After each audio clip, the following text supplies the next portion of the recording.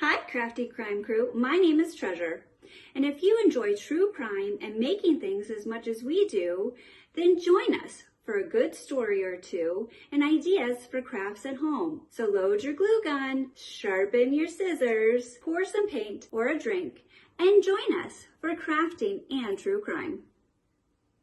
Thanks for joining us today for our new video this week. We're very excited. We have a brand new theme. Comics! Yay! So I think that this week is my week to go first with the story. Do you want to go ahead and talk about the crafts? The way that people can participate, grab a stack of comic books. First of all, you research each one and make sure that they're not worth anything. So these are all like $2. So I confirmed it. So these are all now cut up. It's so much fun though to make stuff out of these. It's such a simple craft. You get a stack of these, you get your scissors, Mod Podge, and your brush. Any material pretty much works. I tried it on wood, box material. So these are just some plain coasters that I had. So I messed with those and did some fun stuff with these coasters. Where did you find the coasters? They were given as a free tchotchke at some kind of business event. There was nothing on them except like the person's logo, but we won't talk about that. So measure it out, cut it out. When you glue it on as flat as you can. You start from like the center. So there's no air bubbles, right? I'll probably have to varnish this with weatherproof sealant so that if somebody puts a drink on it, it's not going to mess it up. I made a couple of these for friends, so I'm going to give those away as gifts. But I did a bunch of those kind of things. I messed around and I tried like revamping. This is an old candle holder. It was a candle. Oh, and yeah. Like an antique candle. Yeah. And I cut this out. It's like this packaging material I cut it out to be a circle, put it on the inside. I don't know if you could tell, you can't tell. So smart. And then I turned it into a brush holder. And this little guy on here, his name is Star Wolf. I'm going to add glitter to that. And just every morning when I'm doing my makeup, I'm going to transform. I love it. That is amazing. I love that one. Yeah, that was fun. That was simple. And one last one I'll show you. I saved sturdy boxes. This box was already kind of green. And so I just put all green comics on it. And then I made it my lipstick holder. Oh. And this thing on the inside was not from here. It was from like a energy drink thing. So, you save packaging material and it becomes something later. So it's got all kinds of little comics all over it. But it would be like you can pick inspirational ones like out of it. Like when the girls are like being sassy, like when Harley Quinn's being like sassy or something like that, you can like put that on there to like zhuzh up your day. Oh yeah, well, my favorite one is on the inside. This girl, the comic was she was like really nerdy, and then all of a sudden she's like something happened and she's like, I'm beautiful. I can't believe it. I can do anything. And that's kind of the beauty theme. I love it. Yeah, perfect. Oh, that was perfect.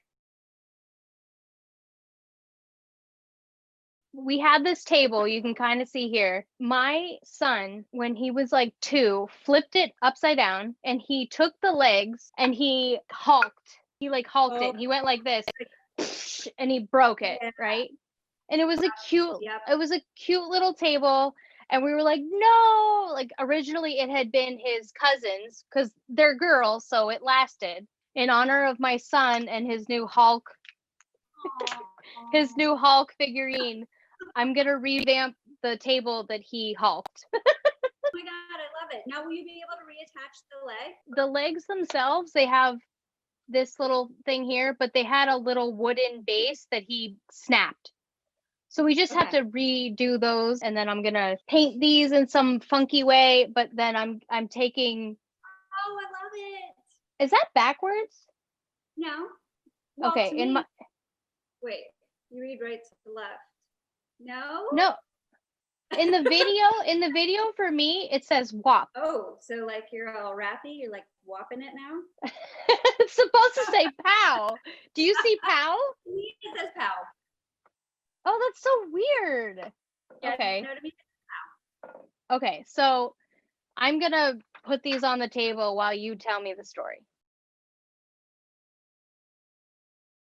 You're going to get a potpourri of stories today. Nice. So when I was looking through the comics, of course, there are not very many redhead role models in this world. There's Lucille Ball, there's the girl in Jumanji, Ruby Roundhouse, Ron Howard-ish. So that being said, of course I had to go with Poison Ivy. Of course. Of course. So a little bit of background on Poison Ivy, and then I have two stories that I think mesh up with Poison Ivy. First, who is Poison Ivy? Okay, so we're going to figure that one out. So Poison Ivy was first introduced to Batman in issue 181 in June of 1966. Oh, wow. So, yeah, pretty far back in the start of the comic. Her real name is Dr. Pamela Lillian Isley. She grew up in Seattle, and her backstory kind of is her parents were very distant. They were there, but not really there. She, of course, has all the issues that come along with that. But because they were wealthy, of course, she could afford to go to the best schools. Almost all of her backstories, whenever she goes to school, that's kind of like when shit hits the fan for her. Because she's got parent issues. So when she goes away, parent issues start to come out. So usually what happens is when she gets to college, she falls in love with role model or professor above her or doctor above her. And then those guys always take advantage of her and talk her into doing something like stealing illegal plants for their experiments or experimenting on her. Oh, good people. Yeah. There's always a tragic accident that happens. And then she gets changed and transformed into who we know as Poison Ivy then. So she goes from Dr. Isley to Poison Ivy. And then, of course, they never stick around. Either they get hurt or injured or whatever, they get arrested, but they never stick around. So when she becomes Poison Ivy, she develops certain superpowers, right? We've all kind of seen what she can do. So I love this word. She develops chlorokinesis. Oh. I wouldn't mind that on my resume. I could totally do chlorokinesis.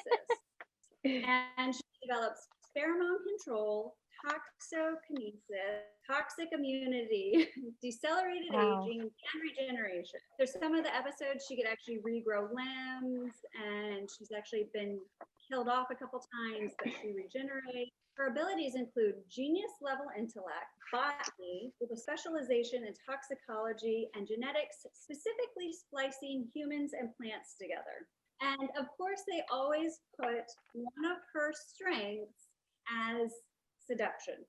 That's like one of her superpowers. Yeah. So I don't know who she got to go to be the seductress that she is, but maybe we should all sign up a little bit so that we're all not getting robes for Christmas next year. Take notes, ladies. She also specializes in hand-to-hand combat. Her weaknesses are cold, because plants don't like cold, and darkness. Her weakness is mental instability. She keeps getting admitted to Arkham Asylum for talking to plants in extreme rage towards humanity. So one of the original contributors in the series, his name is J.T. Kroll, and he helped to define kind of who Poison Ivy's personality was. So he summed her up by saying, "The thing I love most about Poison Ivy is her walking the line between devastation of Mother Nature and psycho-eco-terrorists. Herself and of Mother Nature. If Mother Nature were God, then Ivy would be her Jesus. She defends the defenseless nature of the world and truly believes in her cause. Maiming, mauling, and mutilating are extreme measures, but it's nothing compared to irredeemable cruelties humanity's done to the world of nature. Ivy always sees the greater good as she punishes those who deserve it." I mean, if people deserve it, I don't blame her. So that was kind of one of the creators. That was kind of his outline of who she was. Okay, I like that. Actually, Audra, how's your craft going? Good. So I'm just I'm cutting off the words so they look more natural and like the corners of the table. Are you going to cut off most of the white? In this case, it was simple because it's already around the word, and that's fine. But like with this one, I don't know. Maybe I will just, but it blends in, so we'll see. And the Mod Podge makes it pretty smooth on the table? Yeah. Okay. There was not a lot of stories that were actually poison ivy related per se. So there is a very famous story that has actually been told several times. So here I'll do a recap of it because it does relate to poison ivy. It's been covered by at least 10 podcasts. It's been covered by Morbid, True Crime Podcast, She Sleuths, which I love that name, Killer Instincts. It's been an episode of Dateline, and it's been on Snap. So there's a lot of information to go and find on this. If you want to delve, the story's kind of crazy when you get into the details, but we just don't have time for all the details today. Let's see, October 26, 2014, 22-year-old Chelsea Bruck attended a huge Halloween party in French Township, Michigan. And she was invited to this party, and it was supposed to be, I think, 300 people originally, but there were heavy metal bands coming in, and there's not a lot going on in the area, so it ended up being over 800 people attending the party. Oh, wow. At a house? It's on a farm. It's on a rural farm. And where was this at again? It says French Township, Michigan. So her and her friend Becky decided that they were going to go as Batman villains. And so Chelsea spent weeks making her costume. She actually hand sewed all of her leaves on her leotard and pulled all together all the pieces to represent poison ivy. So she's got the green leotard with all the hand sewn leaves. She's got red Mary Jane flats, leggings, and a purple wig. She goes to the party with a jug of wine that she labeled poison. So that was like to complete her costume. And so she was her friend, and then they were meeting another friend there. And Chelsea actually didn't have a driver's license, and so she was relying on the friends to drive her home. Okay. And so the time of the party, she was not wasted, even though she came with a bottle of wine. All reports were that she was not acting wasted. She was still in control. Around 1 a.m., the girls decided, okay, it's time to go home. Actually, one of the girls' sister had to work in the morning, so she's like, we got to get out of here. They decide to leave, but then shortly thereafter, they lose track of Chelsea. Chelsea kind of wanders off from what they were doing. I don't know if she went to say goodbye to somebody, but she kind of wanders off. Okay. But Becky and Penny decided to go ahead and leave without her. And one of the downsides to this was Becky actually had her phone because the poison ivy costume didn't have pockets. Oh no, that's a big no-no. On the Dateline episode, they talk about how this is one of the biggest regrets in their life. They go into how awful they feel, and I can only imagine. Yeah. But life lesson: don't leave a friend if you come with a friend. Yeah, the buddy system. But they decided to go ahead and leave, and so reports say that Chelsea was borrowing people's phone to try to call people to catch a ride. They say that reports say that she was upset and over what was going on, and that she was crying about it.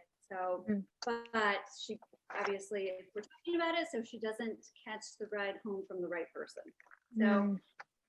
By the next day, neither of the friends have heard from her, and her mom, she didn't come home, so now her mom's calling around. Nobody's heard from her. So they end up going back out to the property where the party was, and they start a search party on the property. Okay. And end up finding anything on the property at the time. And keep in mind that with 800 people there, that's a lot. That would have been a lot of foot traffic. That would have been people wandering around everywhere. That would have been a lot to try to go through. Oh yeah, and it's at some point it's people you don't know anymore. It's like friends of friends of friends. It's like those could be weirdos. Right, and he had heavy metal bands come in from like around the state. Dang. So they had their own people with them. Yeah. I hated when people would invite friends of friends to my parties. They didn't even know them. That's so dangerous. Right. I don't know. I don't know you. Yeah, why are you in my house? Yeah. Oh my gosh. So Sure. the case solves out for a couple months. This is where that detail comes in. There's a lot of weird leads that come in, but the case stalls out for a couple months. And it actually, so this was October, and so the ground and everything starts getting cold, and so they just, they lose a lot of evidence because everything Oh gets my cold. God. Yeah, Michigan. Yeah. So in March, on a property about 3 miles from where the party was, somebody finds a red shoe, and they actually show the red shoe to Chelsea's mom, and she said, yep, that was Chelsea. Oh. So they kind of have so that was March. So it took a couple months to get there. And then in April, in an abandoned building, they actually found her costume and her wig in the building. And wow. It had been dumped there. They could tell because they didn't find any other evidence there. And the shoulders were ripped and the crotch was ripped out. The crotch of the leotard was ripped out. Mm-hmm. So that was April 5th. And then on April 24th, there was a gentleman who was doing some construction on his property. He was they had a house in the front and they were building another structure on the back. They were building another house on the back. And he was driving through and had been moving some heavy equipment. And he happened to notice something kind of sticking out from underneath the log. And, we always say it's never a mannequin. Well, it was not a mannequin. It ended up being, it was Chelsea's body that had been under a log and debris. He actually kind of thought it was her because there was a fake green ivy leaf with the body. Calls the police come out. They don't suspect that he has anything to do with it. And they actually end up coming back out to that property in September because he's still clearing out doing the construction. And they find her green leggings and her other shoe. They were able to get DNA off of the clothing and they put it into the system, but it didn't get any hits right away out of the system. And so they were kind of disappointed in that, still following down, whatever leads and information come in. And, but then all of a sudden, out of nowhere, they do get a hit back. There is a gentleman and his name is Daniel Clay. So he lived in the area. He was homeless, actually. He had no address assigned to him at the time that the DNA popped up as a hidden CODIS. But he did have an extensive criminal record there. So why did it suddenly pop up? Because actually the way that the law was worded was originally when somebody was arrested, you did not collect DNA samples. But then the changed on right before his last arrest, and they did collect samples. And so so at that time they put that sample into CODIS and he'd been arrested several times for various offenses in that county. And like I said, so finally this DNA pops up with his last arrest. I think it was a theft arrest. And so they ended up arresting him. And initially when they did the interview, he denied knowing Chelsea at all. And then they say, oh, well, we have your DNA. And so he says, oh yeah, I remember that girl now. We had sex in the back of the car. She just left after that. Okay. So, okay. That doesn't sound right because we have more, we have more evidence about this. She obviously has injuries. Your story is not keeping up with. So then he says, oh yeah, no, now I remember. She was like, no, I really want to have rough sex. She wanted me to hit her a couple times in the face, and then she wanted me to choke her out.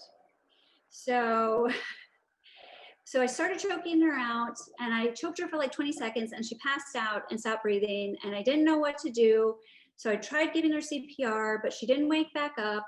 And so then I was distraught and drove around, and then I pulled over to the side of the road and hid her body under some logs and debris. So again, if you go listen to the Morbid episode on this, or if you watch the Dateline episode on this, please pull a whole gotcha, trick ya here thing, which was super ingenious. And so he ends up, they go to trial. The Emmy gets up on stand. She's total badass. And she explains the injuries, like there were fractures to her face, her head, around her like eyes. She's like, yeah, there's no way that would have happened if you just hit her a couple times. And then past that, they didn't have enough tissue samples to be able to tell really how the strangulation on, like that. They didn't have enough soft tissue, but the Emmy was like, you choke somebody for 20 to 30 seconds, they could pass out in that time frame, but you have to hold somebody, completely cut off their airway for 2.5 to 3 minutes. It wasn't 20 to 30 seconds, like you said. You were growth there. This was beyond accidental.